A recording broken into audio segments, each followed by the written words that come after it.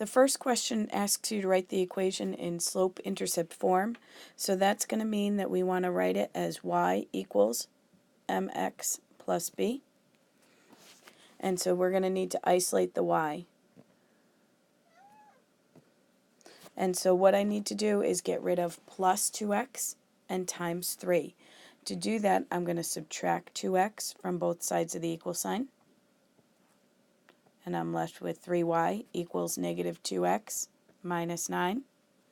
Then I need to divide both sides of the equation by 3, remembering that if I divide one thing, I need to divide everything. So I'm left with y equals negative 2/3 x minus 3. And that's my solution in slope-intercept form.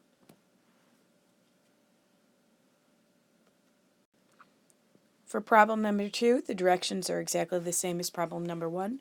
We want to put the equation in slope-intercept form, so y equals mx plus b. In order to do that, in order to get y by itself, I need to get rid of plus 6y and times negative 1, because remember this is a 1 in front of the y here. And so we're going to do the exact same thing pretty much that we did in the first problem. We're going to subtract 6x from both sides. That leaves me with negative 1y equals negative 6x plus 12. Now I need to get rid of the times negative 1, so I'm going to divide both sides by negative 1, dividing every single thing in the equation by negative 1. So I get y equals negative divided by negative gives me positive 6x. Positive divided by negative gives me negative 12. And so there is my solution. My equation in slope-intercept form is y equals 6x minus 12. For number 3, we need to find the solution to this system of equations. So we're going to want to graph them on the same set of coordinate axes. But as I look at this, I realize that my slopes are exactly the same, which means that these two lines are going to be parallel, which means I don't actually have to graph them in order to know that it is going to be no solution for my answer.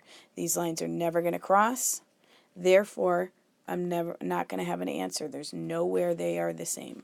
So no solution is my answer for this one.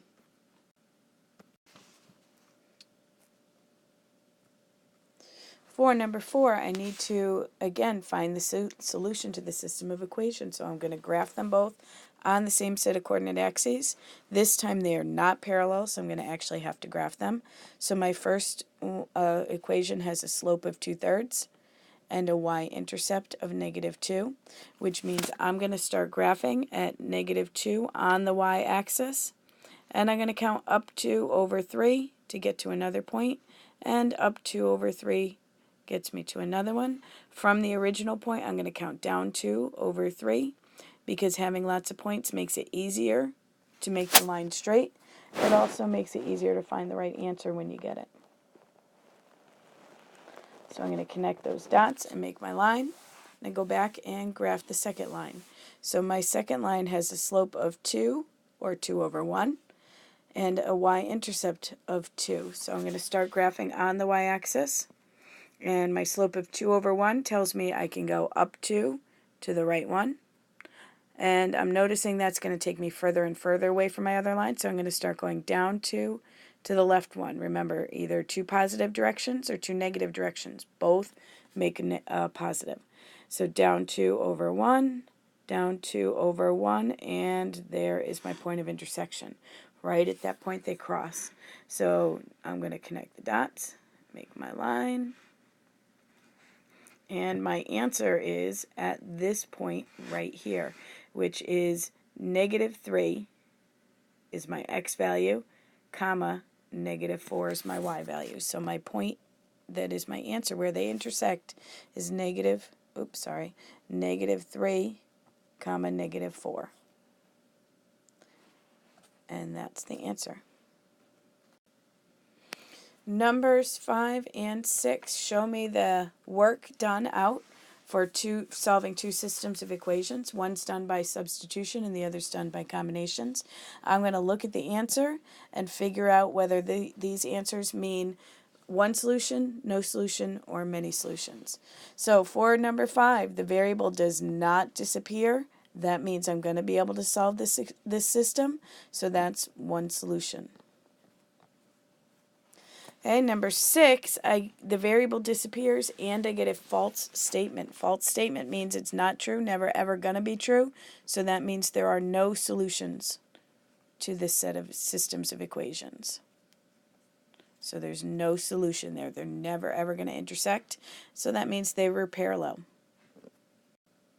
Just a quick reminder, when the variable does not disappear, you have one solution. When the variable does disappear and you have a true statement, you have infinitely many solutions because it's always, always, always true. And it's never true if the variable disappears and you get a false statement. So that means there's going to be no solution to that kind of system of equations.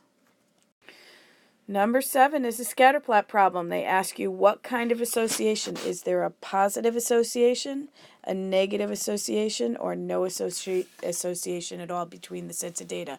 Remembering that a positive association is a positive slope. Likewise for a negative association, that's a negative slope. And if the dots look random and not arranged at all in any kind of pattern, that would be no association. So that would be random. In this case, my line of best fit shows a downward trend, so that means a negative slope. So that's going to be a negative association. Keep in mind that you might see 3 different kinds of words there. You might see association, relationship, or you might see correlation. Number 8 asks me to find the approximate slope of the line of best fit. So I need to remember a couple of things. If I'm going to find the slope of a line, I need points on the line. They could be data points from the set of data. They could be the dots that are plotted already, or they might not be. In this case, I'm going to use the y-intercept, this point here, and I'm also going to use this point here. So as I count, I'm going to go down and to the right, and I know that I have negative slope.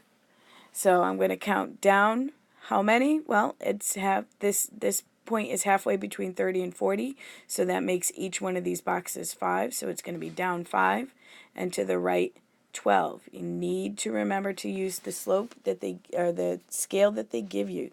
You got to count by what they give you. So my slope here is going to be negative 5/12. As for number 9, I need to find the y-intercept. That's this point here where the line crosses the y-axis, and I already said that was at 35. So 0, 35 is my y-intercept. And that's it. That's what's going to be on your quiz. Hope you all do well.